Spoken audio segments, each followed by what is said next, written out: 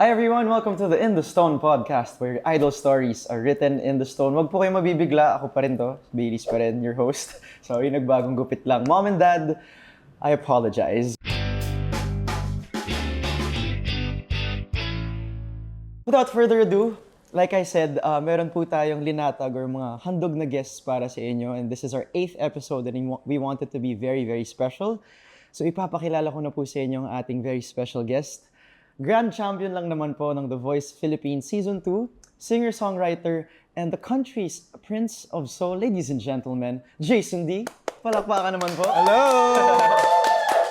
Hello in the stone. Hi, Maraming babies. salamat once again for Thank you your so time. much. Thank you. Okay, like I said a while ago, that I keep saying it, it's a very, I'm very starstruck at this very moment. My brother Bafi, shout out to you. Katabi ko si Jason D. Wala na akong masasabi pa. Full circle Wala to. moment. Ako lang to, guys. Okay, so Jason D, how are you doing? How's everything? I'm sure you're busy.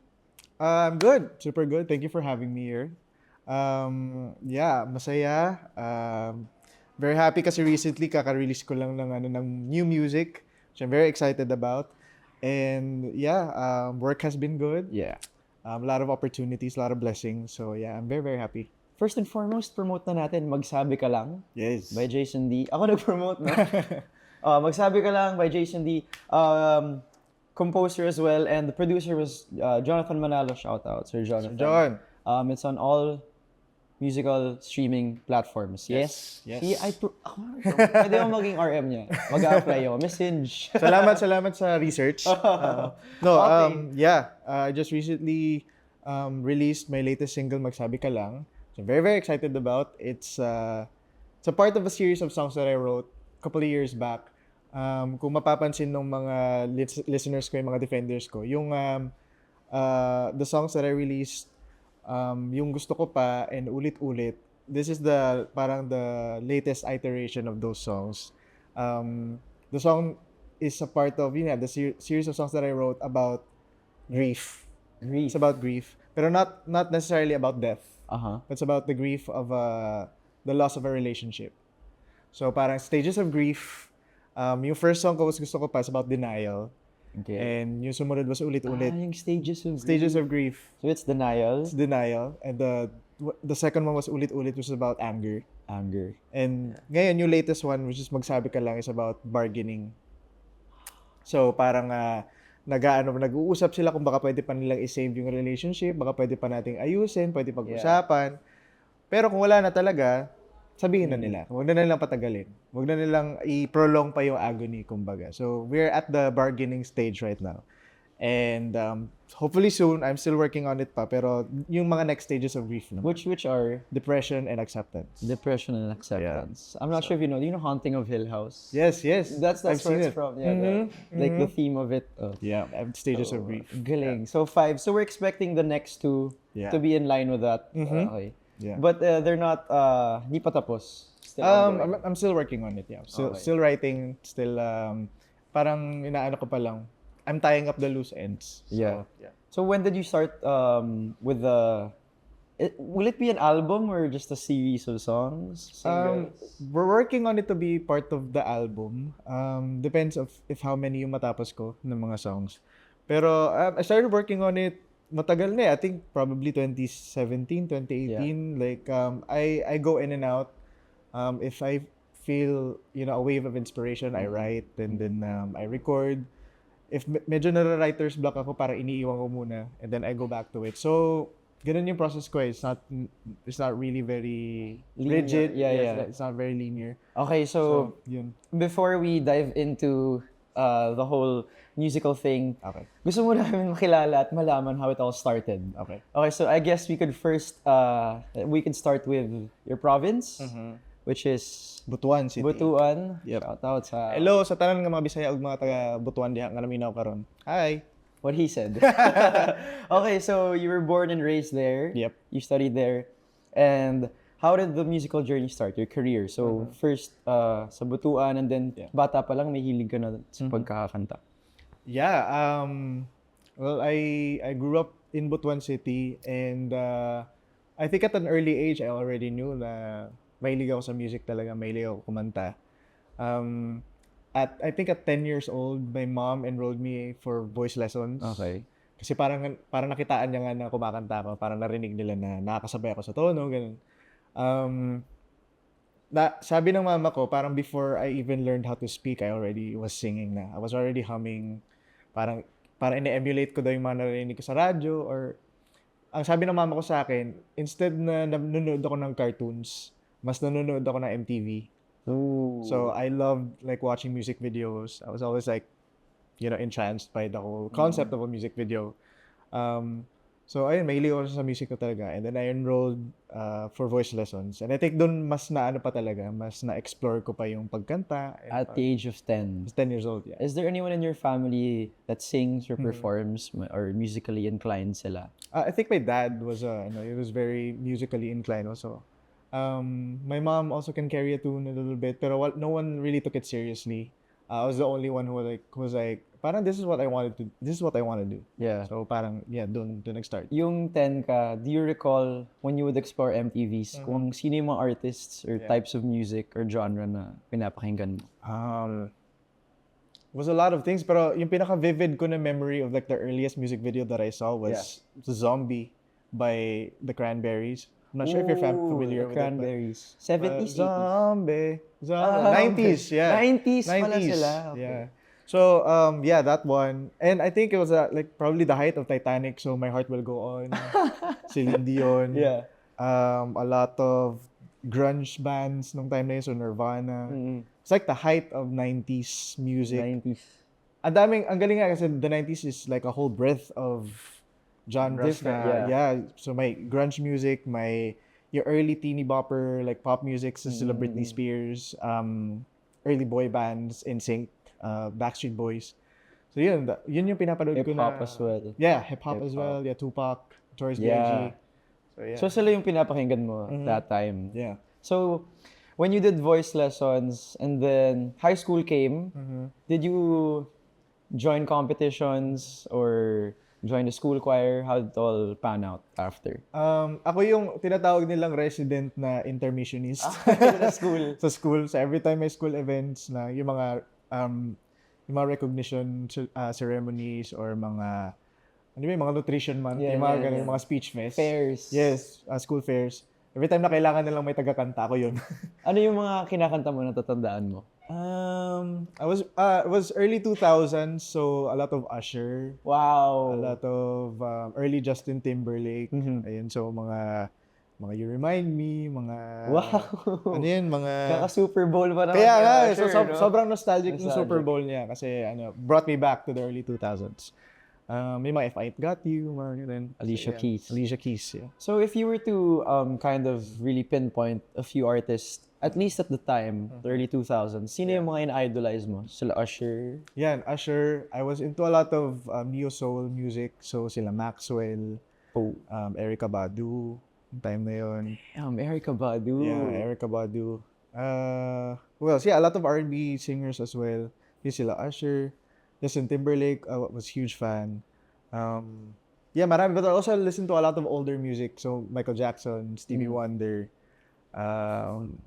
who else? Yeah, Prince. A lot of older music as well. So from the 70s. yung hilig mo sa music, was it because of you wanting to know these songs or genres or to explore them, or meron din nag-influence sa'yo sa family members mo na mahilig din sa ganung types of music? I think mas ako talaga na, parang mas na-in love ako sa music talaga on my own. And then my mom and my dad was just encouraging of it. They just let me do whatever I want. Yeah. So, I listened to a lot of MTV talaga. Was really a formative thing for me growing up. Kasi ako dun sa concept na parang akala ko kasi ang music pang tenga lang eh. I thought music was just for the ears, but it's also for the eyes. Na parang wow, pwede palang ganito. Like you can watch music. You can watch live performances. You can watch music videos. It's felt too. Yeah, and it's an experience in itself. So gusto ko din ng ganun. Gusto ko din parang naano sa akin na pwede din palang ganun. Na hindi mo lang siya kinakanta, hindi mo lang siya pinapakinggan, pinapanood mo rin siya. When did that occur to you? Yung ganung type of feeling na una kasi gusto mo lang kumanta out of passion. Tapos after a while, I guess while you were performing in like tiny school events whatsoever, na-realize mo na ito na pala yung gusto kong gawin. Tapos you can also be visually entertaining. At what when did that happen? Siguro nung time na yun, nung kumakanta-kanta ko sa high school, you feel the rush of yung adrenaline ng kumakanta ka, performing. Yeah. You hear the applause of the people, course. and it validates you na parang, uy, okay pala yung ginagawa ko, masaya pala, nagugustuhan pala nila.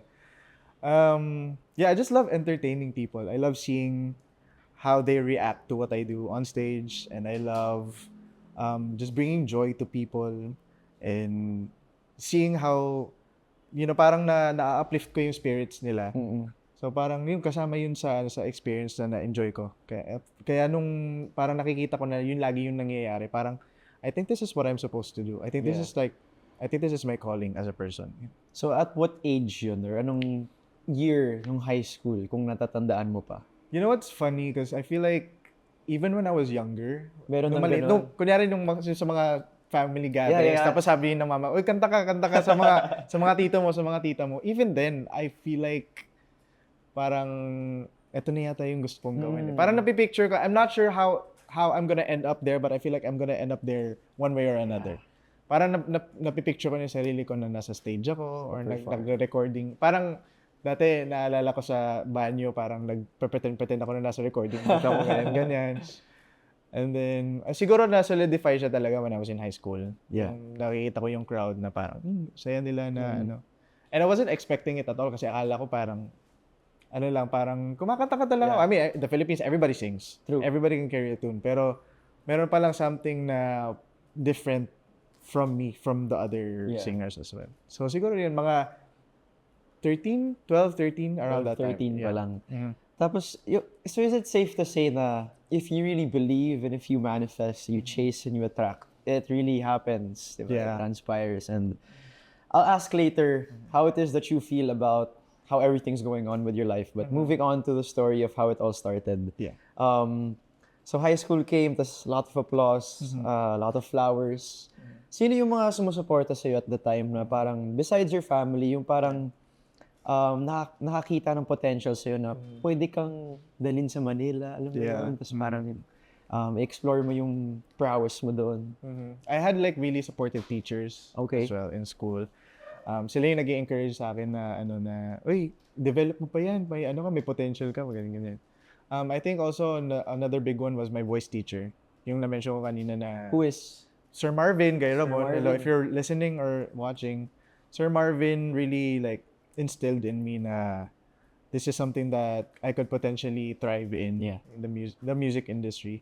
He was very encouraging, very supportive, and ang dami ko natutunan sa kanya that I still bring with me every time I perform or everywhere that I go.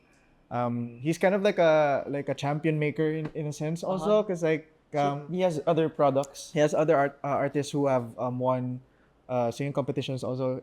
He mentored Elaine Duran as well. Elaine Tawag ng Duran. Tanghalan, and champion. He was also a mentor for Miguel Odron and Lance Busa. Were also on Idol Philippines with Zephanie. So parang marami na rin siyang na-mentor na mga champs also. So, and I was one of the first. Ay, pioneer pala. Pioneer pala ng mga champions lang naman. So, with Sir Marvin and your family, and then came you going to Manila. Yeah. As you mentioned a while ago, to study first. Initially, yun yung plan, diba? Yeah. Did you ever have thoughts of going here to pursue the music world or to mag-aral muna? Initially, mag-aral muna talaga. Okay. College education was my main purpose of coming to Manila. Parang nung una, kino-convince ko pa yung sarili ko to go the practical route, which was to study computer science at the time. Yeah. So I did computer science 3 years sa UST. And then naka-dorm ka pa for sure. Yeah, naka-dorm pa ako. Anong street? Sa kami, De La Fuente. Sa De La Fuente. Malapit sa Ikaw ba? Hindi, uwian ako eh. Taga dito. Kasi Oste din to eh. Oste. UST din to si Baileys eh. So nag 3 years ako ng computer science. Tapos habang ginagawa ko siya, hindi ko nakikita yung sarili ko na ito yung ginagawa ko long term in the future. Parang hindi ko nakikita yung sarili ko na nag-o-office ako, nagko-coding ako, ganyan. So unti-unti ko na siyang coding. Unti-unti ko na siyang parang dinidread. I mean, it's not for me. It could be for other people out there. Pero for me, hindi ko nakikita ng future. So, I shifted sa nag-music ako. I took up voice in Conservatory of Music sa USD. And then, nag-shift ka pa. nag-shift sa pa UST ako muna. sa USD din. Wow. Same building mo lang din naman yun, Yes, diba? Or katabi. sa Albertus Magnus. Yeah. Ayun, nakadalawang taon din ako doon. Tapos, alam mo, parang nag-ano ako, hindi ko alam kung anong gagawin ko. Kasi, yun nga, parang, should I go the practical route and just finish my 3 years? Kasi isang taon na lang naman eh. Tama. Pero hindi ko na talaga kaya eh. Sabi ko, lipat ako dun sa, kung ano mo yung mas mahal ko, which is music talaga. And then, I took a break for a year or 2 years kasi gusto ko nang mag-try na mag-break sa sa industry. 3 years into the engineering world, computer science, shift ka right away to music. And how many sems did you I did a year and a half, I think. A year and a half sa music. May mga na-credit naman na subjects. Meron naman. Okay, meron naman. Tapos a year and a half afterwards, biglang naisip mo na all in na muna ako dito sa music. Okay. Sabi ko, try ko kayang talaga, break into the industry. Yeah. Paano yan? And at that time kasi, wala pang TikTok, wala pang... May YouTube media. na, may Facebook na. But This was what year? Around 2013? Oh, wala 12, 13? pa. Wala pa. I mean, Facebook is totally different now from what it was before. Super. So, may YouTube na, it was on its early stages. I mean, may mga sumisikat na naman pero very, very few. Very, very scarce yung mga ganun. So, I think one of the main ways to really make it into the industry was through reality-seeking competitions. Okay. At that time. So, I wanted to try and make it through that. So, audition sa mga ganun. Pwede mo sa name kung saan ka nag-audition? Yeah, of course. Lagi kinikwento to sa mga shows ko pag na-interview ka. Audition ako ng Pilipinas Got Talent. Audition ako ng X Factor. Audition ako ng The Voice Season 1. And in between, marami pa akong mga in-auditionals. And then, lagi akong nare-reject dun sa mga yun. So, all of those? All of those. Kasi before you get into the actual show, you have to audition to the pre-auditions, the screenings, kumbaga. Tama. Hanggang first screening, second screening lang ako. Hindi ako nakakapasok sa actual show talaga. And then feeling ko at that time, when I took a break dun sa pagsuschool to audition sa mga shows, feeling ko walang nangyayari. Feeling ko parang sayang yung oras na in-audition ko kasi hindi ako nakakapasa. So sana pala pinagpatuloy ko na lang yung pag-aaral mo. Sige, what was in your head at the time na alam mo nang nag-shift ka na, nag-music ka na, tapos shocks, titigil ako, I'm gonna take a sabbatical just to break through the industry. Tapos parang nothing's going on. Ano yung... I feel like I wasted my time. I feel like I was so down on myself. It was a really dark time in my life na parang walang nangyayari, walang patutunguhan yung mga pinagagagawa ko. And I was gonna give up na. I was gonna stop and I was gonna stop with the audition. I'm gonna stop trying to break into the industry and just go back to school na lang. Studying again. Yeah. And then yung last na audition ko, I thought I was gonna kind of make it because I made it into the second screening and they took a VTR of me. They took parang pre-interview pa, so parang medyo napampa ko na, parang doon na. And then I never got a call. Which was this? It was I believe The Voice Season 1, I think. Okay. And then akala ko yun eh. And then nung like a couple of months parang flew by. I didn't get any call, wala akong na-receive na tawag. And then nakita ko na lang sa TV na nagsa-start na sila mag-promo ng show. Sabi ko, okay, I didn't make it. Sabi ko, okay, last na yun. Balik na ako ng school. No, actually, before that, I said to myself, I'm just gonna do one more audition. Just gonna do one more. Try ko ulit sa The Voice Season 2 kasi nag-flash na naman sila ng we're taking auditions for the second season of The Voice. That's after a few months. Yeah, after a few months nung nag-air yung season 1. Sabi ko, mag-audition pa ba ako? Kasi sakit na nung last time eh. Sabi ko, parang ayoko nang ma-reject ulit. Yeah. Parang masakit na siya. Last hurrah mo na talaga yun. Oo, sabi ko, this is gonna be my final one. If hindi pa rin talaga, balik na ako school. So I went to the audition, bumiyahe pa ako ng Bulacan kasi it was the only one, it was the last date na pwede. Parang last leg. Yeah. And then, ayun, audition ako. Same thing. I got the first screening, second screening. And then, ganun ulit. Pero I didn't psych myself out. I had no expectations. Hindi ko sinabi sa sarili ko na ito na yun. Yeah. Sabi ko, hayaan mo lang. Kung hindi talaga, di wala. And then, ganun pa rin. Mga ilang months ulit ang dumaan. Wala pa rin tumatawag sa akin. Pero akala ko- nag-audition ka na Nag-audition na for ako. season 2. Akala ko wala na naman. Okay. Kasi hindi na naman nila ako tinawagan eh. What song? I did, songs? When I Was Your Man, by Bruno Mars. So I did that. Original key. Tinanong pa. I think so, Yeah, yeah. that time. Pero nag-ano lang ako pag mga ganong screening, a cappella lang eh. Oh, ganun lang acapella. sila. Sige. Can you I'm paint gonna the picture the for picture, us? yeah, set up the scene. So sa ano yun, sa may Resorts World, I don't know if you can see it, pero sa may sa mall, may panel lang na per table. So isa kasi ang daming nag-audition eh. Hindi lang isang set of Oo, judges. parang kumbaga. lang I think mga production staff pa lang yata kasi yung first screening bago nila ipadala dun sa second screening talaga. So, I went to the mall for auditions at 8 a.m. I thought I was already super early na. Ang daming tao. Tapos ang dami ng tao. Mga 3 beses na umikot yung pila sa whole venue. Sobrang dami. Anong oras ka nasalang? Nasala ako 6 p.m. Holy Lord. Oh First my sala ko gosh. 6 p.m. And then... So you waited that long? I waited from 8 a.m. to 6 p.m. Who were you with? Just myself. Kasi my mom was working in Singapore that time. Okay. So ako lang mag-isa sa Manila nun. So ako lang, sariling sikap lang ako ng pila sa ano. But with all the other auditions, kasama mo si mom. No, my mom was in Singapore. It's always She was just working. been It you. was just me. All of those auditions. Okay, so from 8 a.m. Tapos una sala 6 p.m. So ilang oras na yun nantayan. And then nakapasok ako, parang it was just a table, person sitting behind the table. So okay, sing for me. So kanta ako, ganyan. So okay, sige, pasok ka po, akit ka ng second floor, third floor, ganyan. And then yung next ko na salang doon was with parang they take a video of you and then another panel of people to listen to you sing.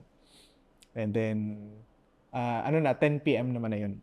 So from 8 a.m. to 6 p.m., 6 p.m. to 10 p.m. Yeah. So grabe yung pila nila. And then I sing for them, they took a video of me, they asked me a couple more questions. I Just fill one out song? Fill out a form. Yeah, just one song. Pero they asked me to list 10 songs yata. Tapos hindi ko din nakanta. So one song lang. Kasi mabilis kailangan mabilis. Ang daming nag-audition eh. And then, ayun, wala. Tapos, we will call you if you got in. Di ba? Parang apply ka lang ng work. Don't call us, we'll call you. So, yeah. A couple of months flew by, wala ko narinig na anything. Then sabi ko, okay, balik na lang ako na school talaga. Kasi wala, sayang yung oras eh. Maybe this isn't for me. I was at that stage na parang give up na ako. Maybe hindi talaga to para sa akin. I'm just wasting my time. So I'm just gonna go to the safe route and just go back to school.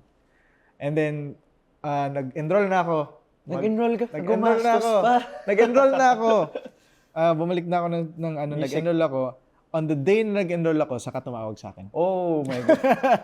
Saka tumawag sa akin. Kumastos mo Napasok na. ako ng The Voice. So, pumasok pa ako ng 1 sem habang ako.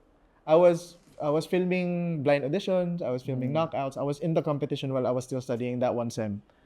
So, pumapasok pa ako and my classmates were starting to notice na, ikaw yung napanood namin sa Yeah, so that was kind of like a trippy experience for me. Pero, ayun. Yung nakuha ka, text lang or call? They called me. They called right you. after I paid my Hindi ko makakalimutan yun talaga. Yung Kasi tuition mo, no? after ko magbayad ng tuition, sa kanila ako tinawagan na, pwede ka ba sa ganitong oras? Pwede ka ba sa ganitong time? Sabi, grabe, it's a funny, lang ng universe of parang playing mind games on you. Na parang, grabe naman, pinag-audition nyo muna ako, tapos enroll nyo ako, pinagastos nyo ka. Pero, yeah, it's funny how the universe works. So, when you did that, when you were paying your tuition, I'm sure naka-uniform ka pa. Tapos in your head, yung mindset mo mag-aaral na ako kasi nagawa ko ng lahat para sa industriya. Tapos yung tinawagan ka, sinabihan ka na may chance. What was your feeling? Or ano yung... Nagbago syempre yung perspective mo. Grabe, so parang naano ko na yung mindset ko na mag-aral na ngayon. Tapos na-shift na naman, na naman. Pero natuwa ako syempre. I was very happy na maybe this is it. Maybe ito na yung chance ko talaga. And I didn't wanna pass na the opportunity. Kasi I could have said no na kasi mag-aaral ako, mag-school na ako. Pero this is what I really wanted to do. Sabi ko, okay, let's do it. Kaya ko namang pagsabayin. When I was looking at the schedule, kaya naman pagsabayin. So sabi ko, okay, ito, let's do it. Let's go through this na kasi this might be my chance. How many more auditions or screenings did you have to go through until the actual blind auditions? Yun na talaga. Diretso na. They called me na to be part of the blind auditions na. Oh. Yeah. So, diretso na. So, parang, it was nerve-wracking, was very nervous, pero, eto na yun. What was your process of choosing a song? Was it you who chose the song or I remember they asked me to submit a list of songs. Okay, yung 10 songs na 10 songs sa'yo. na pinalist sa akin. And then, top of my list was Stay With Me talaga, by Sam Smith. It was not as, hindi siya super popular at the time. Pero I love the song. I love how it sounds. And I feel like I could put my own spin on it. And I love Sam Smith as an artist. So sabi ko, parang siguro ito yung song na pwede sa akin. And then, ayun, sinabit ko yung mga songs. Humingi sila ng 5 OPM, 5 English songs yata, ganun. And nagulat ako kasi I had songs there na mas mas well-known, mas kilala. And then, ang na-approve nila was Stay With Me. So okay. Meant to be talaga. Yeah, meant to be talaga. So, ayun, yun yung naging process. Di ka na nag-rehearse with the band? I did band rehearsals pa muna. If I can find it, it's still in my email. Yung band rehearsal namin na So, minsan, pinapakinggan ko, sabi ko, grabe, at dito tayo nanggaling. Yeah. So, tapos ngayon, nandito na tayo. Pero, that was 2014.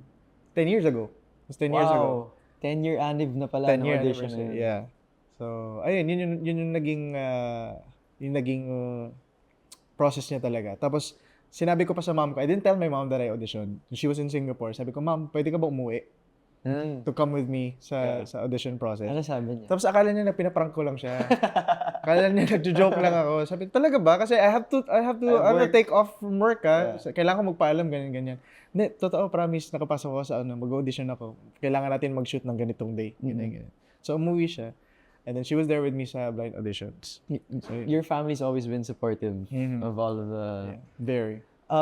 So when you were there, of course, nerve-wracking as you mentioned. Ano yung feeling na parang nandun ka na, kasalang ka na, the lights and the chairs in front of you? What was in your head? Walk us through all the... So, nung nasa pila ako, my knees were shaking. I was so nervous. And it was like a foreign thing for me kasi I don't usually get nervous naman sa mga ganitong stuff. Pero I feel like something's happening in the air. I feel like this is going to be a moment. Parang I love it. Sabi ko, I love it. Sabi ko, I feel like this is going to be the first step towards something. Sabi ko parang. So, sobrang kaba ko, nanginginig yung knees ko. When I got to the stage, it's so different from how you see it on TV. I feel like sa TV, it's much grander kasi you have all the lights and you have the sound effects, which you don't hear when you're on stage. Oh, wala. You don't even hear the chairs turn. Yung pag they add that post-production na yata. Kasi, or maybe I was just in my feelings or in my moment that I didn't hear it. Pero I was singing Stay With Me with my eyes closed. When I opened my eyes, Sarah and Apple were already turned around. Nakaikot na sila. So, sabi ko, okay na. Kasi going into the blind audition, sabi ko, kahit may isa lang na umikot. Siyempre. Ayoko lang I don't wanna end up going home with no one turning for me. Yun lang yung prayer ko nung araw na yun. Kasi yun nga, ang dami ko ng in-audition na maraming other competitions. Tapos dito pa ako, diba? Parang dito pa titigil. So sabi ko, kahit isa man lang na may umikot.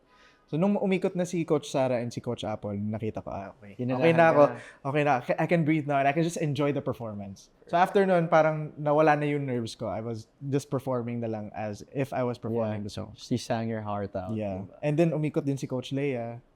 And then, they had that moment nung si Coach Leia is lumipat siya dun sa chair ni Coach Sarah. Tapos nagtabi sila. Yeah, I saw that. And then si Coach Apple din, pumunta din siya sa chair. So, they were having a moment. Gumagalan sila. Yeah, they were singing along. Ano yung feeling mo nun? Tuloy-tuloy ginagalingan mo pa, Oo, syempre. parang mas na-pump pa ako, mas na-amp up pa ako. So, yeah, that was a very special moment talaga. Yeah. So, ayun, nakakatuwa na it became a thing. It became a whole thing nung naging medyo viral din siya kasi nga Did. And then, if there were pillars in the industry of when artists parang were exposed or parang nakilala. I think those are one of the biggest Yes. moments talaga na everyone in the industry knows. Was your mom there? Yeah, my She mom really was flew. backstage. Yeah, She really flew. She flew into to accompany me. Kasi parang ayoko din na mag-isa lang ako na pumunta din. Parang feel, yun nga, sabi ko kanina, there's something in there. I think this is going to be like an important moment for me. So I wanted my mom to be there. Na-feel mo rin ba in the air na kay Coach Sarah ka rin talaga dapat? Yeah, going into the competition, I really wanted to work with Oh, her. Coach Sarah na Siya talaga. Coach Sarah talaga ako. Kasi parang I've always been a fan, huge fan. Gusto ko na siya ang mag-mentor sa akin kasi I feel like I can learn so much from her.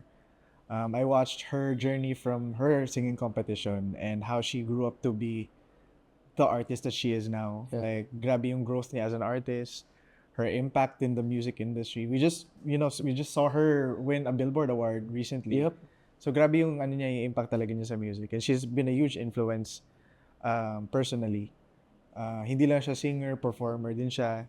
Yun yung isa din yun sa mga aspect na talaga na yung na-mention ko kanina na it's not just for the ears, it's also for the eyes. Yung performance aspect, how she performs on stage, how she's a beast. Yeah.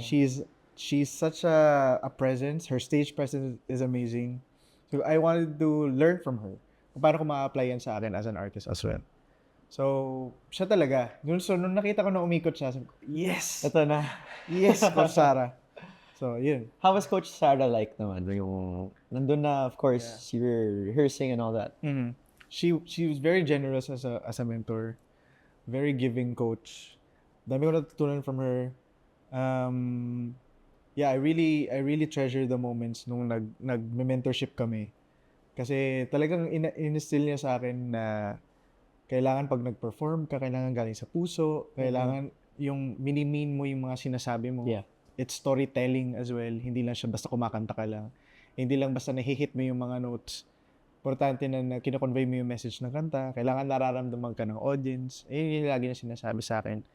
Tsaka, i-appreciate mo yung binibigay sa iyo ng audience. Use it as fuel, as energy to perform even better, as motivation. Yeah. So yun, yung naalala kong tinuro niya sa akin. Tumatak sa'yo. Yeah. Yung mga natutunan mo naman, I'm sure meron ding pieces of advice here and there na bibigay yung other coaches. Do you recall any of them that still, until now, stuck with you?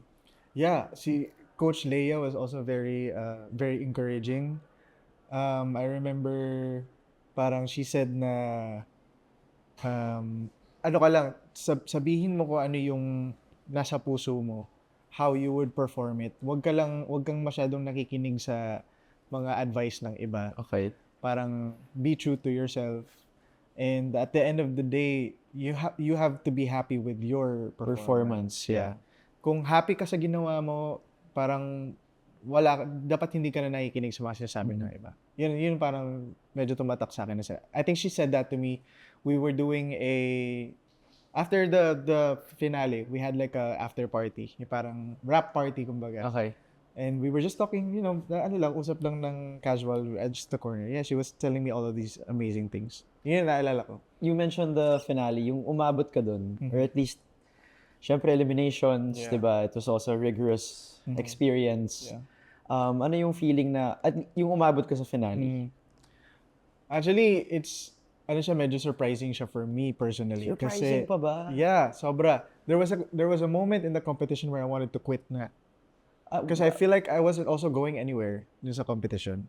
In what sense? It was siguro yung mga first few live shows na hindi ako nanalo sa votes. Okay. I wasn't winning the votes aspect of the show. Lagi lang akong sinisave ni Coach Sarah. So lagi niya lang akong if it was down to two parang in the bottom of the competition. Ako yung sinisave niya. So I was kept going in the competition by Sarah's saves. Sabi ko, baka hindi yata ako gusto na. Ayan na naman yung mga insecurities. Ayan na naman yung mga overthinking. Mga doubts. So sabi ko, di siguro ako gusto ng audience. So, kaya ako hindi ako nanalo sa votes. So sabi ko, before man ako ma-eliminate ko na kayo sa sarili ko. Parang I'll just take the narrative. I-reclaim ko na yung narrative na ako na lang yung mag-quit bago pa nila ako patanggalin. Parang gano'n. Parang connected sa song mo lang yun eh. Kung gusto mo, Magsabi na kayo kung ayaw nyo sa akin. Unahan ko na kayo. Magsabi ka na Mag-cut lang. na ako. Oo. But yeah, I'm very thankful that I didn't do that. Yeah. I stuck to my guns. And then, finally, parang turning point doon sa competition was when I did Kahit Kailan by Southboard. First time ko manalo sa votes na. And then yun, nagtuloy-tuloy na. Yeah. Kasi siguro part din ng ano yun na insecurities ko na I didn't realize na I'm competing and my other competitors were so good. Parang nawala sa isip ko, or hindi naman nawala that was just like the least of my worries in the beginning. Sabi ko kasi, kaya ko to, ganyan. When I got there and I got to listen to all my other competitors, sabi ko, my God, ang gagaling nila. Yeah. How am I going to compete with this? Pero, ayun na, after nung time na yun, nung nanalo ako sa votes, nagtuloy-tuloy na siya. And then, umabot na ng finals. And then, The rest is history. Love Sabi it. nga sila. Whew. Okay, so, having experienced all that, tapos, ayun na, ikaw na in-announce, doon na tayo. Biglang in-announce na you're the grand champion of The Voice Season 2. Yeah. Pumasok pa ba yung thoughts na nag-computer science ako, iniwan ko yung lahat? Ano yung pumapasok sa isip mo nun? I think, parang to echo lang dun sa experience ko sa blind auditions. When your knees were shaking? My knees were shaking. Parang bumalik yung yung kaba, yung ano. Pero parang sinurrender ko na lang kay Lord eh. Sabi ko, I already did my thing. I already performed. I sang my heart out. Bahala na lang si Lord. Bahala na lang sa audience ko sino papanalunin nila. Yeah. So I let go na lang. So my heart wasn't as heavy. Kasi tapos na eh. I can change the past na eh. Tapos parang ganun din yung feeling na wala akong naririnig. Para everything felt in slow motion as well. Tapos the lights were so bright. Tapos nung in-announce na ni Tita Cory na Grand Champion, Jason D, parang naiyak na lang ako. Tapos my knees were also buckling na. Nakita ko sa gilid ko, si Coach Sarah, nauna na siyang lumuhod. She was on the floor already because she was like so happy and she was cheering on. Tapos, ayun, parang ako din, bumagsak na lang din ako sa floor. Parang ano na lang talaga, no? Parang grabe yung relief, grabe yung release ng energy, kumbaga. So, sobrang saya, sobrang happy. And then, I was told right after na si Coach Sarah also, when she was competing, when she won on Star for a Night in her competition, it was also the same day that I won. So, parehas kami nanalo March 1st. So, share kami ni Coach Sarah ng anniversary in the industry. So, grabe yung coincidence and yung how the universe works, kumbaga. Grabe yung feeling mo na until this day, you knew to yourself na may nararamdaman ako at this very moment na something will break through after all of this. You feel it eh. You feel it in the air. You feel it in your heart. Yeah. That's so true, man. Yeah. Tatangkad ako. Ay, sorry. Ako din. Okay, so yung March 1 came, na-announce na. I'm sure maraming lumalapit na di ba? Parang for you to perform, a lot of opportunities here and there. Do you still recall kung ano yung mga unang salang mo post The Voice Season 2? Yeah, very surreal yung the next day agad, I think agad ako, nag-asap agad ako. Asap natin to. Yeah, asap natin to agad. So isa din yun, sobrang surreal moment din yun for me kasi isa yun sa mga dreams ng mga singers na maging part of it. So, nag-asap agad. Tapos sa Monday, nag-showtime agad. Sabi ko, grabe to. It's, everything's happening all at once. Yeah. Tapos yung mga radio tours, tapos bago lahat sa akin, parang wide-eyed pa ako sa lahat. And then, yung mga corporate shows, mga out-of-the-town shows, mga mall shows. Wow, this is, ito na talaga, it's happening. Ito na yung moment talaga. Everything has been leading up to this moment. So, ayun, masaya. And then, starstruck ako sa lahat ng mga nakakatrabaho ko. Sa ASA pa lang. Siyempre, andun si Coach Sarah. Sino yung mga natandaan mo na yung mga sila Sir Gary Valenciano, of course, sila Sir Martin, sila Mizzy, sila Shasha, sila Kuya Eric, na kapatid natin ngayon sa Cornerstone. Eric Santos, Kizzy Tandingan, Kyla. Ayan. So, ayun, yun yung mga earliest memories ko right after winning. So it was an overwhelming feeling, all in all. Sobra. How did you get by and keep your head above water? Because being out there, it's so different from just focusing on one tournament for one competition. Nabibigay ko yung lahat dito. Pero ito naging day-to-day basis na ASAP, showtime, radio tours, here and there. Yeah. very important that you have a stable security system behind you to guide you Yeah. and to keep your head above water. Just keep your feet on the ground. Yeah, kumbaga. that's one Kasi thing too. if you're so overwhelmed, it can easily get into your head. Parang lumaki yung ulo mo na kasi the ego is such a fragile thing, di ba? Makitaan ka lang ng validation ng konti, parang ano ka na, Oo. parang Siyempre, and champion ka pa. you need to be checked eh. You need to True. be, oy, wag masyado, you're still a human being, you're still a person. So importante sa'yo that I had people who were there for me to keep me in check. My family, my close friends, people from back home in Butuan City Of course. to always remind me where I come from, where I came Roots from. talaga. No? My roots talaga. Yun. There were times din talaga na you could say na parang medyo parang masyado mataas na yung kumpiyansa ko Oo, may May mga times times din na na, ganun. kasi it can, yun eh, pag nakita kang maraming crowds, people adore you, Of people, course. parang, you see yourself so highly, na parang, untouchable ka or unbreakable ka. So, importante talaga na may nagsasabi sa'yo na, huwag masyado, parang, uy, and it's a humbling experience also na parang, kasi ako, fan din ako of other artists also. So, parang naiintindihan ko sila. So, ako, as much as possible, I'm always accommodating when someone asks a picture with me, course. or if someone, says hi to me, I always, say hi back. Importante yun na talagang you're humble. Because if it weren't for them as well, You wouldn't be here. True. So, when you were there in the industry, of course, ultimately, it has led to all of this. What you're doing now as a career, as a performer, as someone known in the country and all over the world. Ano yung mga experiences mo na pwede mo lang i-share, just a few of them, when you're 10-year, you being in the industry, experiences, stories that are still dear to your heart? Experiences. I think being able to travel the world is something that I'm very grateful for. Like where? Anywhere that you can travel and perform and do what you what you love. Being able to do US concert tours, yung mga ganon, or being part of ASAP when we did ASAP in New York. That was very kasi I always wanted to go to New York and pumunta pa doon to perform for other Filipinos, yung mga kababayan natin.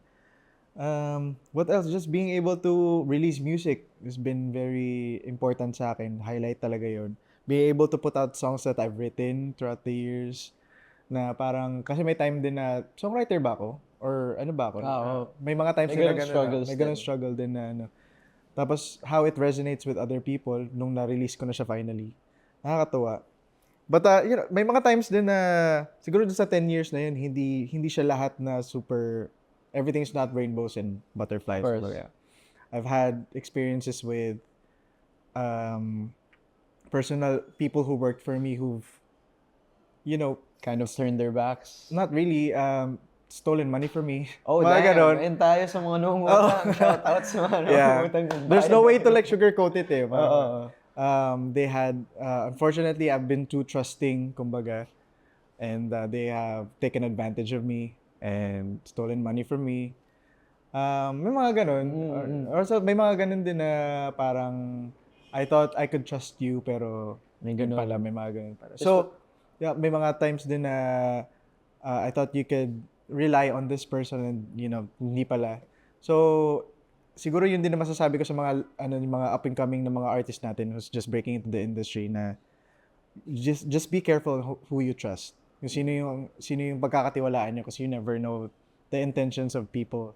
True. Kung okay ba sila or hindi. Kasi parang sa facade nila parang you think, trustworthy to na person, and then in a snap parang they can turn their backs on you. Yeah. So mga ganun. Those are the struggles that you've experienced in the industry. But before we kind of dig deeper on your life outside of music and work, parang yun nga, the purpose of this podcast is to really know who Jason D is and to kind of humanize our idols, diba? Yeah. So ano yung parang, you mentioned struggles already, ano yung parang mga mentally draining moments, emotional highs and lows that you experience in the industry that you can kind of share for us to kind of still be inspired na you're still here and you push through? Besides that one experience, someone not paying your debt. the Yeah. debt. Marami.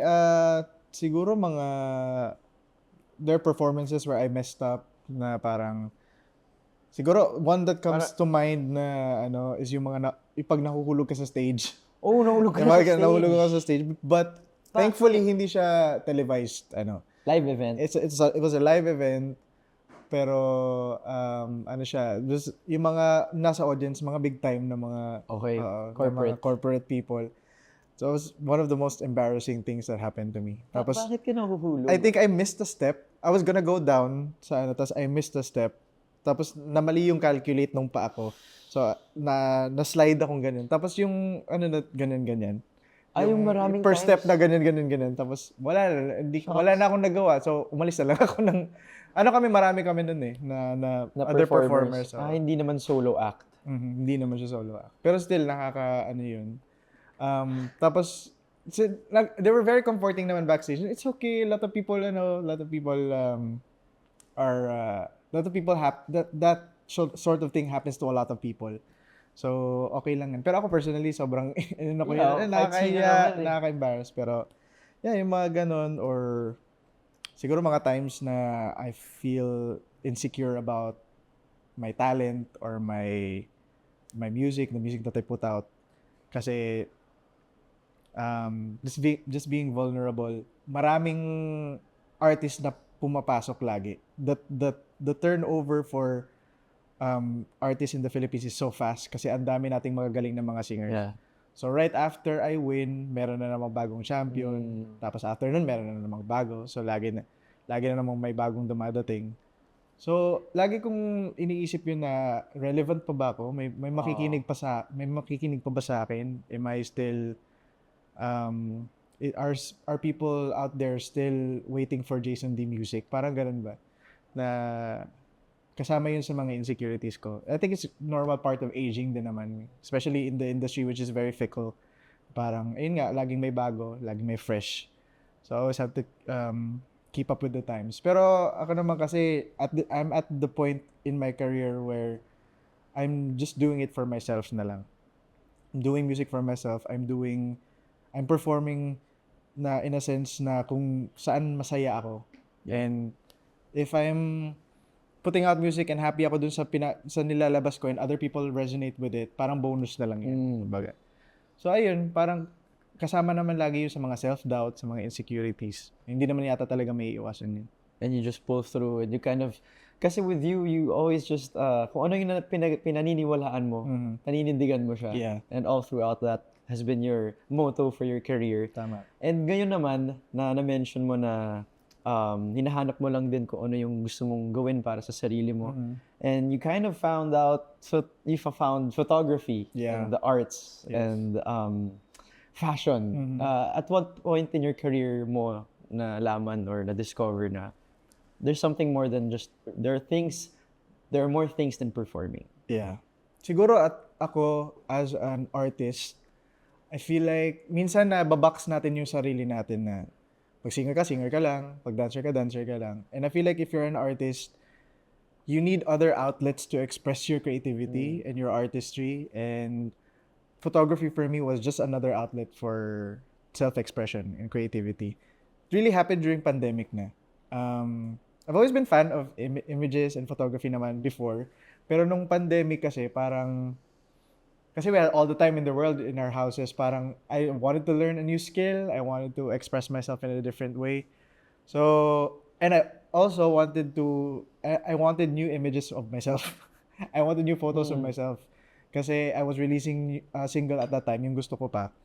And I need new promo pictures. Wala naman akong ma-hire na photographers at that time kasi nga we were in lockdown, we were on quarantine. Sabi ko, may camera ako, may maganda akong camera. Gamitin ko na lang kaya on myself. May self-timer naman. Interval shooting, kaya. May tripod ako. Sabi ko, explore ko kaya. So, I took my own pictures at that time. Tapos, okay to, parang masaya tong gawin na And then, nung medyo nag-ease up na yung lockdown, I hit up my friends, like sina Casey, uy, ever kailangan nyo ng photographer or if you need new pictures, sabihan nyo lang ako, I'll take pictures of you. Ganyan. Para maano ko din, ma-hone ko din yung craft ko as a photographer. For free muna yan, syempre. Yung mga Oo, ganyan, for di free. ba? As in, I wasn't even thinking about it as something na parang stream of income or anything like that. Ano lang talaga, passion project lang talaga siya. Sabi ko, uy, pag kailangan nyo ng mga picture or mga poster, ganyan. Sabi ko, Eric, pag kailangan mo ng birthday shoot, ako na mag-shoot sa inyo, ha. So, yun, doon nag-start. Tapos, naging siya na parang, uy, unti-unti kong na-find yung voice ko rin as a photographer. Sabi ko, uy, gawin ko kaya dito as an actual thing. Yeah. So, ayun, doon na nag-start na kinuha ako ng Mega to shoot Zephanie for the cover. I saw that, yeah. And si Alex Diaz also, I shot the cover for Mega. And then, I shot a campaign for Casey for Jack Daniels and Coke. So, yun, parang nag-unti-unti na siyang, I don't usually do it as much as I would love to right now kasi nga my focus is on music talaga. Pero here and there, I still do it, especially on myself. If, I need pictures or like for content, again, for Instagram, ako na lang yung napipicture yung sarili ko.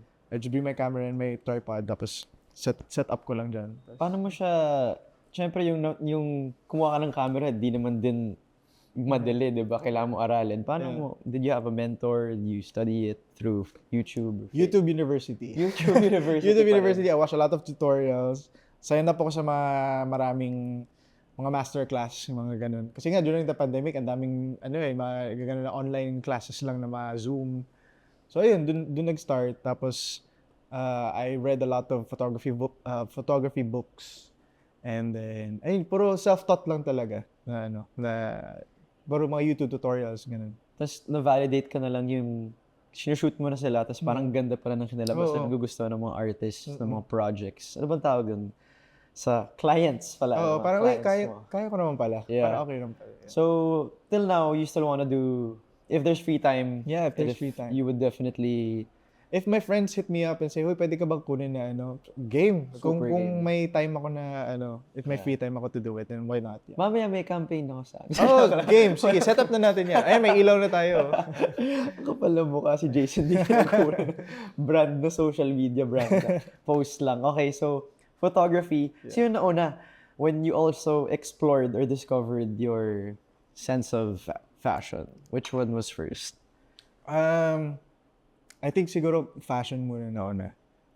Part siya ng na din nung na-mention ko kanina na music is not just for the ears. Visually. It's also for the eyes.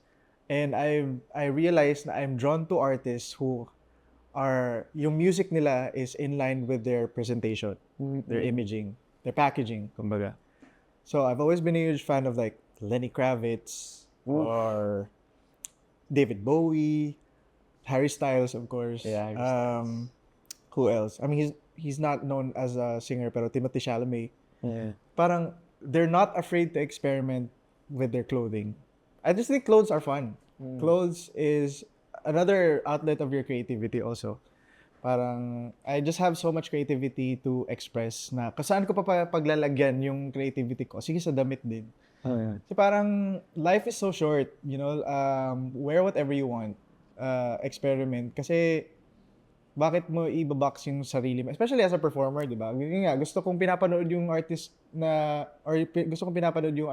maganda din siya tignan sa stage.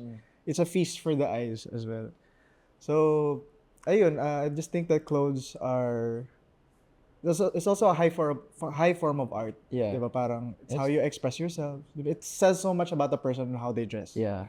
Yeah. Okay.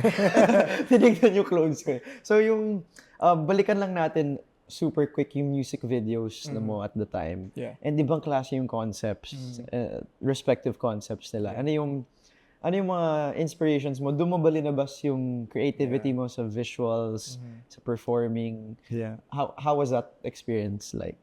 Yes.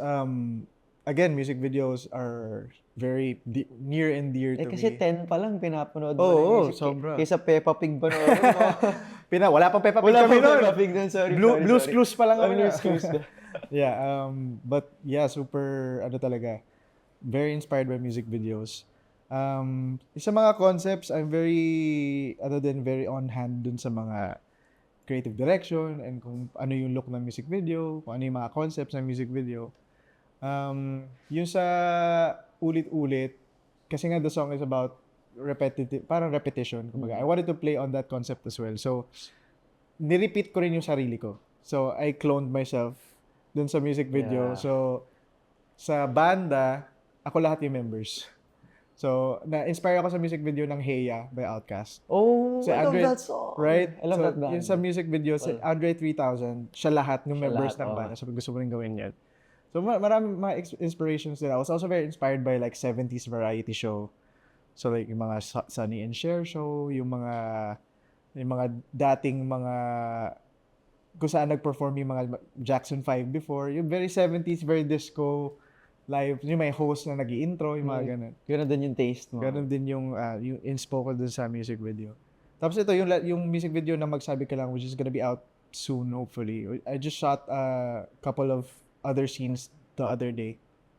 Tapos, mas ano naman to, mas looks-driven naman to. So, maraming looks, maraming mga iba-ibang outfits, daming layouts. So, yun naman yung inspo, yung itong bagong music Sino video. yung mga kasama mo or mga kasangga mo sa sa fashion world?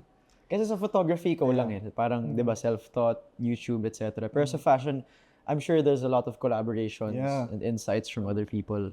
I love working with local designers, yung mga local artists natin, Filipino designers. Sobrang daming talented na mga Filipino designers. I collaborate a lot with Tian Rodriguez. He designed the glasses that I wear dun sa cover. Yun ng Magsabi Ka Lang. It was actually it was a pair of earrings that he transformed into glasses. Oh, so ano siya, para siyang sun rays. Yeah, yun yung inspiration yun. Tapos yung teardrops niya sa baba is made of pearls. Yeah. So parang sad boy na, pero ano pa rin. Diba? It's a statement look. Who else? I love Aaron Montoya. He designed the green jacket that I wore for ABS-CBN Christmas special. Rafa Worldwide, I work with a lot. Local designer also. Umattend kasi ako ng mga local fashion weeks dito sa Philippines. So Bench Fashion Week, BYS Fashion Week. So yung mga local designers na nag-present doon, parang nakita ko yung mga works nila. So I hit them up. Hey, can you make a look for me? Solid. So yun yung makaka-collaborate ko with the looks. Talaga. Yeah. So it's work and passion is performing, making music. But then outside of it all, just to express your creativity and malabas yung side ng creative bubble mo, yung photography and fashion. And fashion naman parang it's a daily thing for you. Kind of. Paano yun? Paano ka nag-BBS? Do you like fix what you want to wear the night before? Or before you're ganap, nakaayos na siya? Or ano lang feel ko today? It depends, yeah. Minsan if it's like a bigger event, pag kailangan. Siyempre naka-prepare. The day before, I prepare my look na. Pero usually, pag may mga times na tinatamad din ako, may mga staples na ako na, go to. Just jeans and shirt. Ito tamad pa lang siya sa ganito lagay. Yeah, jeans and shirt or like, ito, naka-sando lang, tapos blazer lang, just to elevate the look. Shocks. May mga times din na, minsan na tinatamad ako, naka-jogger pants ako or whatever, tapos hoodie lang, or whatever. Pero, ayun, it's part of the process din to like curate a look. Yeah. Para I wanted to parang coincide din with the performance that I'm doing on that day. Kumbaga. So, okay. Before we kind of segue to our segment na like parang can we just kind of know more about what you do outside of work and outside your passions? Okay. Ano yung ginagawa mo na daily na pag wala kang work, tas syempre walang shoot, walang anything, walang ganap? I just love staying at home. Okay. A homebody lang talaga ako. I love just, ano tawag daw nila, bed rotting. Gusto ko nakahiga lang sa kama, tapos doom scrolling lang sa TikTok or whatever. But just to unwind, I love movies, watching movies. YouTube is big for me. I love watching like video essays and stuff like that. Sa YouTube. Movies. I love, mahilig ko sa horror films. Anong mga horror films? Top 5 horror films. Top 5 of Jason D. Horror films. Or kahit series na rin, para lang top of your head. You mentioned kanina, I love Haunting of Hill House. It's super good. Any kind of, I don't like gore. I'm not a big gore fan. So any psychological thriller I love. I love like Hereditary. Talk to Me was super good. Have you seen it? Talk to Me was from last year. The Babadook, I love. Ano yan? Hereditary, Talk to Me, Babadook. The Scream franchise, I love. Okay. Screen franchise. What else do I love? Midsommar was super good also. Midsommar was good. Yeah, I like Midsommar. It's very polarizing. A lot of Yeah. people don't like it, but I liked it personally. It's something you have to watch, but you don't have to watch again. Yeah, it stays with you. Parang may lingering Grabe. ano siya right after you watch it again. And I like it kasi it's shot in a way that's super bright. Parang it happens in the daytime, pero nakakatakot pa rin siya. Nakakatakot pa rin siya. What else? Marami. The Barbarian. Have you seen it? I love The Barbarian also. So yeah, yun yung mga movies na pinapanood ko. I love listening to podcasts, which is very fitting kasi nasa podcast tayo ngayon. Wait, segue lang. May podcast ka before. I did a podcast before. Very short-lived podcast, 6 episodes. Parang mini-series lang. During the pandemic, During the pandemic. I did it with my friend, entitled? Bea and Jason Talk About Stuff. Okay. So nasa Spotify pa rin siya ngayon. If you guys want to listen to our old episodes. I have one episode there with Casey Tandingan. Talk about Bisaya stuff. So if you want to listen to that. But yeah, I listen to a lot of music podcasts. So one of my favorites is Switched on Pop. It's called Switched on Pop. It's a Vox Media podcast. It talks about music and music production and music songwriting. So very in line pa rin dun sa ano ko. So what I do kasi usually every night, I do my nightly walks sa subdivision namin. You walk around at night? I do a walk. Parang yun na yung parang... Earphones ka? Tapos naka-earphones, I just zone out. Just listen to an hour or two of podcast. Tapos I try to do at least 20,000 steps a day. So, dang. Sabi ko parang... tapos parang ano lang, I zone out. Tapos na-realize ko, ay nakaka 20k steps na pala ako. Kasi nakikinig lang ako ng podcast. So, ayun. Yan. Paglabas natin to, 20k steps to just... Papakinggan ko to itong episode natin. Tapos, ay, okay na pala ako for the day. Ayun, ang podcast, movies, I do a lot of YouTube. I'm not a big book person. I would love to be a book person kasi, pero yung attention span ko kasi is, if I do read the book, I listen to an audiobook. Yeah, so, mas audiobook ako.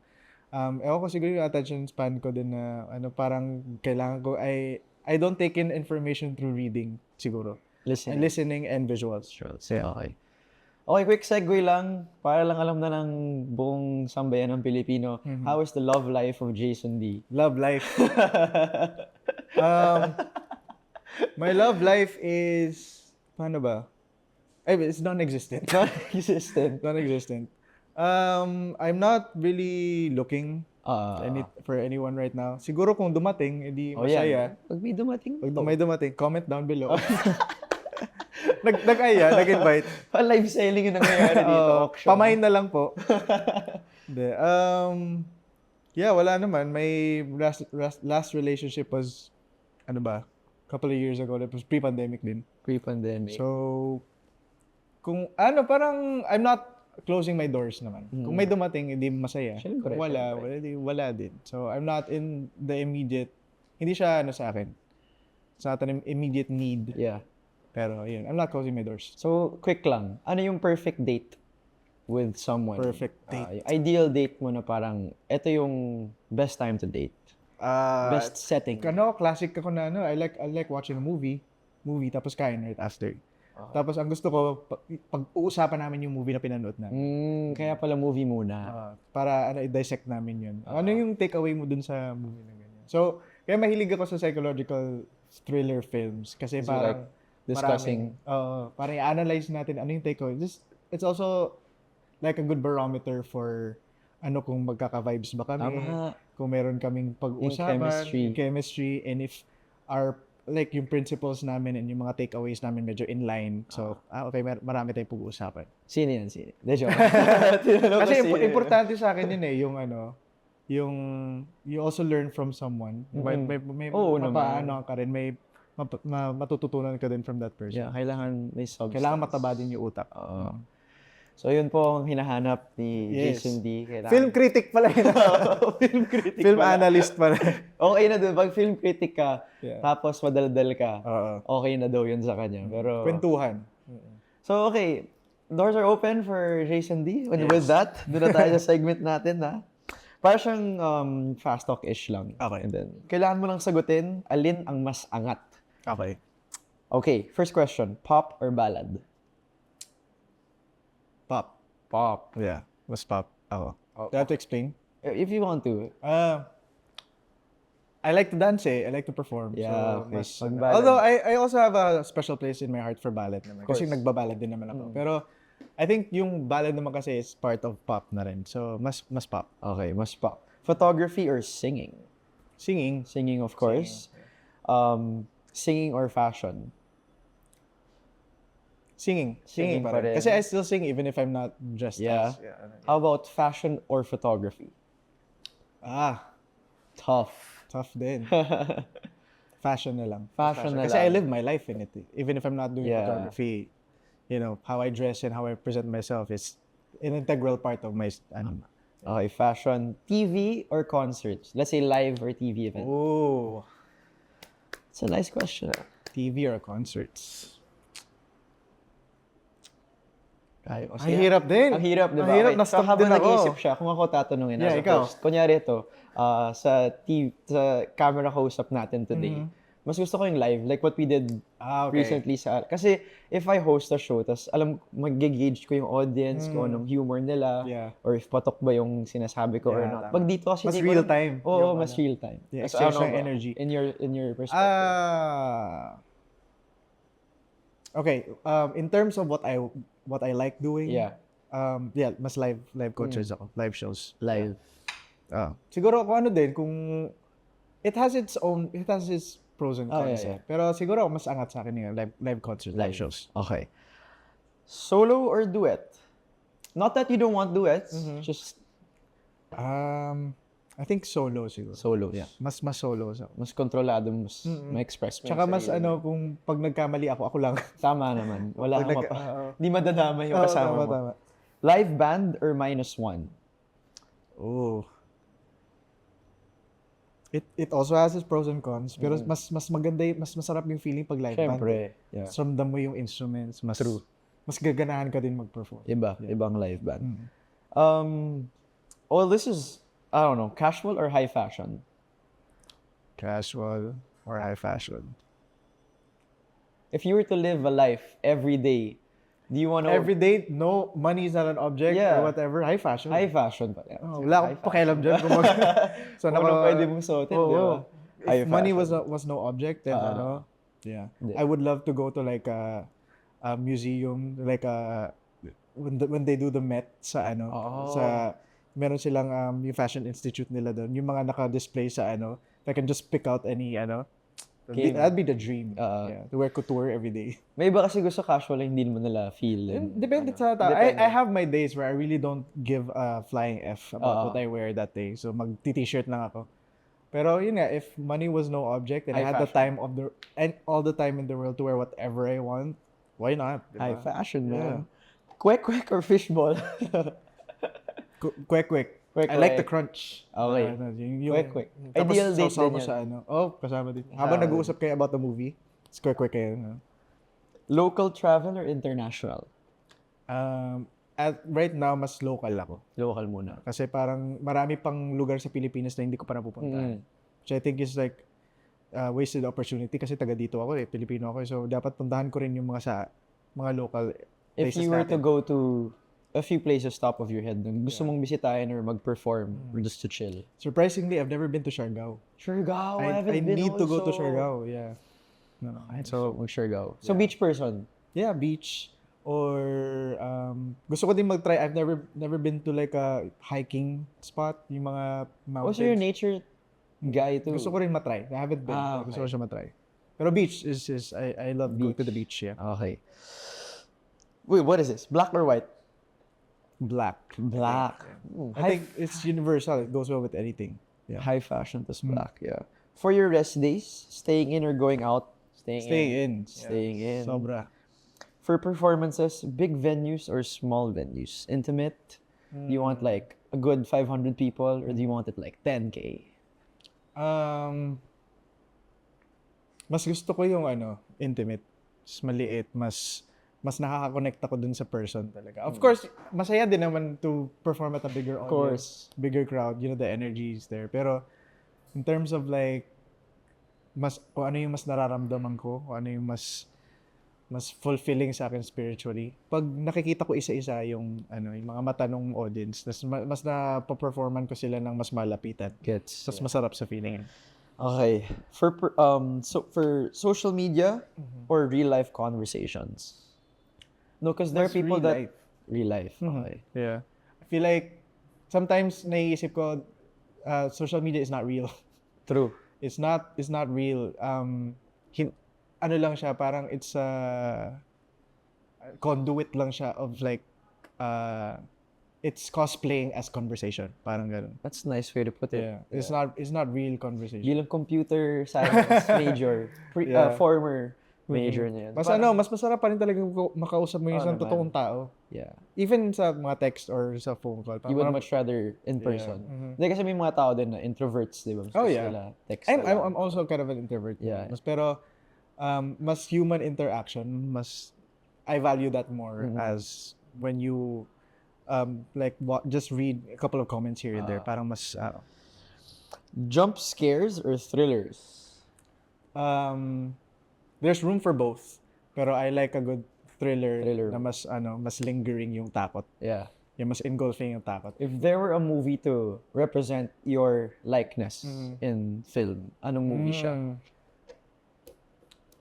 That's a loaded question. Just, Ano na? yeah. Sige. Pahirapan natin siya ng konti. Okay, siguro, I did mention this earlier, pero I love documentaries as well. I'm a big documentary person. And there's this one documentary that I really love. Parang comfort watch ko siya. Pinapanood ko siya lagi. It's called 20 Feet from Stardom. Okay. It's about backup singers. And their journey also na parang what life is like just being in the background and letting other people shine. Is this on Netflix? I'm not sure if it's on Netflix, pero I've seen this like sobrang tagal na eh. It talks about the stories of backup singers. So, sa mga backup singers nila Michael Jackson, yung mga. Tapos parang nakaka-inspire lang din siya na some people are just happy to be in the background. Some people are fulfilled being just backup singers. And some people are just destined to be in front of the Yeah. So parang it also shows that there's also hard work in being in the back. Kasi parang hindi lang yung person in front yung nasa yung dapat bina-value natin. Siya lang yung that person represents the entirety of everything. Pero it takes a lot of people in the back to make Takes a village. Takes a village. 'Di ba? Yung backup singers, yung banda, yung lighting people, yung director yan. So, yeah, if you need something good to watch, I would watch. I'm not sure if where you can see it, pero Hindi mahanap yan. yeah, 20 Feet from Stardom. Highly recommend. Medyo in line din siya dun sa napanood kong docu, yung The Greatest Night of Pop. Is that? Oh, that's super good. Napanood mo? I've seen it Ang also. ganda nun. Sobrang Ang ganda ng storytelling nila. Yeah. Si Lionel Richie. That's also really good. Yeah. Sobrang ganda nun. Yung behind the scenes of recording We Are the World. You Are the World. Yeah, guys. Panood nyo rin. Solid yan. Okay, that ends our segment. Yes. And with that, it being in the stone, yung concept kasi namin dito is all our stories are written in the stone. Sa Tagalog, nakataga sa bato. Everything is authentic and genuine. And with that, before we ask you to promote anything else that there is left to promote for you, you have to fill in the blank. You have to finish the sentence. Jason D, 2024. Itataga ko sa bato na blank. Grabe naman yung That's the whole point of the show. Tataga ako sa bato na. Wow. Siguro. Okay. 2024. Tataga ako sa bato na from now on, I'm gonna live with no regrets. Ooh, ladies and gentlemen, palakpakan naman po, Jason D. Thank you so much, In the Stone. Thank you, Baileys. Thank you so much. Okay, so if you have any parting words, greet your fans, everyone. Okay guys, maraming salamat for tuning in, for listening to this episode. Sa mga defenders ko, tawag sa mga fans ko, defenders. Hello sa inyo. To everyone na sumusuporta pa rin sa akin 10 years after The Voice. Maraming salamat. Yeah, my latest single, Magsabi Ka Lang, is out now on all digital streaming platforms, Spotify, Apple Music, wherever you listen to your music. The lyric video is out now on YouTube, the Star Music official YouTube page. What else? The music video is coming out soon. Abangan po nila yan. When is this episode going out? In a few weeks. Okay. So, siguro by that time, nakalabas na po yung music video. Yeah. So, thank you for watching the music video. What else? ASAP natin to every Sunday. And it's showtime also. Ako po yung isang hurado sa Tawag ng Tanghalan Kids. Let's go. So, ayun. Yeah. Alright. Salamat. Ladies and gentlemen, once again, palakpakan naman po, the Prince of Soul, Jason D. Woo! Maraming salamat. Thank you po. Alright, once again, ladies and gentlemen, for the people behind In the Stone, Cornerstone, and Jason D, my name is Baileys Acot. This is In the Stone. See you in the next episode. Bye.